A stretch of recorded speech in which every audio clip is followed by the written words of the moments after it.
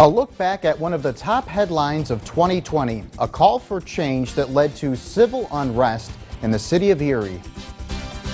And 2020 turned out to be a very difficult year for the local entertainment industry. We talked with one owner who was forced to improvise. And not fast enough, the COVID-19 vaccine rollout is under fire. Live in high definition from your news leader, this is Jet 24 Action News at 6. Good evening, I'm Brian Wilk. 2020 was a year to embrace change and challenges. That remained true as the country faced civil unrest. Chelsea Withers joins us now with a look back at what happened in the city of Erie in 2020. Chelsea. Brian, protests, riots, and destruction, all while looking to learn, to unite and learn from one another, from the mistakes that both officers and residents adored in 2020.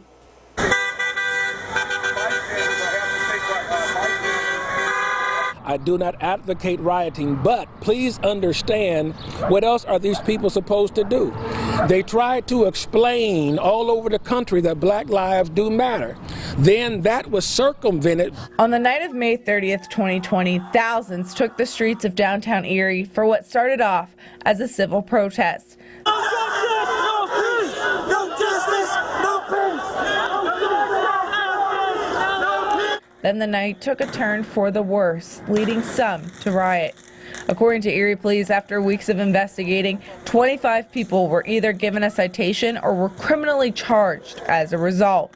One Erie police officer was investigated following a video from that night. Day after the riot, I arrived at the Erie Police Department and learned of the video on social media. It showed an officer encountering a protester. My immediate thought upon viewing the video was disgust. After the investigation, it was announced the officer immediately expressed remorse, and the city says the officer utilized his foot to push a protester to get her to move, which they say is approved police procedure. It was a challenging year in a lot of ways, but I think it also woke us up to important things we need to continue to work on and continue to make happen, and we're fully committed to that. One way the city is looking to make changes by growing the Police Athletic League and helping better the relationship between officers and children. It does give these kids a familiar face and to go to in the community. Not even necessarily if something's wrong. Just even patrolling, kids will come up to your car when they recognize you and just come up and talk to you. And I think that's huge. Since the night of the riots, all Erie police officers had to undergo sensitivity training. In October, body cameras came into play for the Erie Police Department. All street officers wear a body camera when on shift, and some of the cruisers also have dash cameras. He just rammed my car. You just saw there, this was from back in October when the Erie Police released their first video from the dash camera. So what can we expect in 2021? It's a conversation that's continued. How does the city unite with its residents, and will a citizens review board be administered? Brian? Chelsea Withers, thank you very much. And those in the entertainment industry are hoping for a better 2021. The owner of Basement Transmissions explained that in the start of 2020, it looked like it was going to be a promising year. Then, once the virus came in full force, the venue was forced to shut down, leading artists to improvise, saying that at first the digital concerts were a success, but at the end of September, when the cases spiked, it was decision times once again. Let's do everything right here, folks. I want to get back to socializing and spending time with everybody and enjoying these shows and everything I've worked my whole life to get to the point to be able to do for this community. And I would tell everybody, let's get our vaccines and let's do our absolute best to wear our masks and social distance at every opportunity. Jensen says he hopes that people listen to the protocols in place so Basement Transmissions can begin having small events again by the fall of this year. Here's a look at the latest COVID-19 numbers for our region and across the state. The State Department of Health is reporting 170 new positive cases of COVID-19. The total number since March now stands at just shy of 12,000. Crawford County reporting 35 new cases today. Warren County 29. Across the Commonwealth, An additional 9,253 new positive COVID-19 cases were reported. The total now stands at over 657,000. Ashtabula County, Ohio, reporting 71 new cases. Their total now since March stands at 3,900. New York State has not updated their website, so we don't have up-to-date numbers for Chautauqua County. The vaccine rollout is under fire for not getting doses into the arms of Americans across the country fast enough. ABC's Elwin Lopez has that story.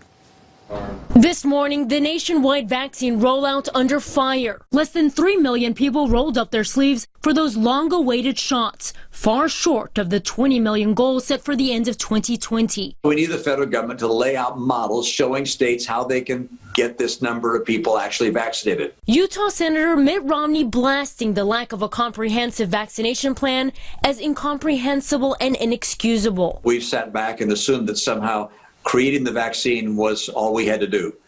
And that was simply inadequate. The delay in vaccinations taking its toll. In Florida, long lines like these, a stark reality as some seniors waited in line for hours. While in hard-hit Southern California, some healthcare workers are opting out. In one county, an estimated 50% of frontline workers are refusing to take the vaccine. There are people who are hesitant to get the vaccine, but we're confident through education and as more people get the vaccine, that more people will start to feel comfortable and hopefully also take the vaccine. And in Georgia, vaccination plans expanding as some doses sit on ice. There's vaccine available and literally sitting in freezers.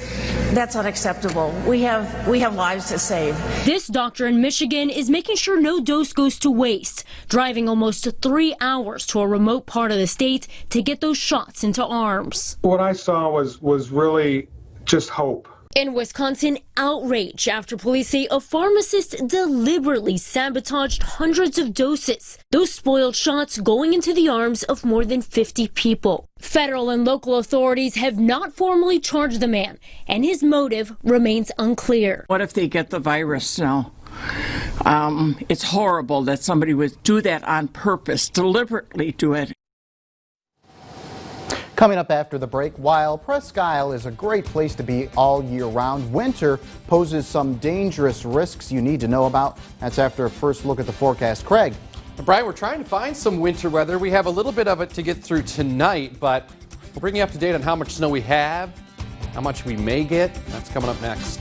From your news leader, you're watching Brian Wilk, meteorologist Craig Flint, and Mike Fenner with sports.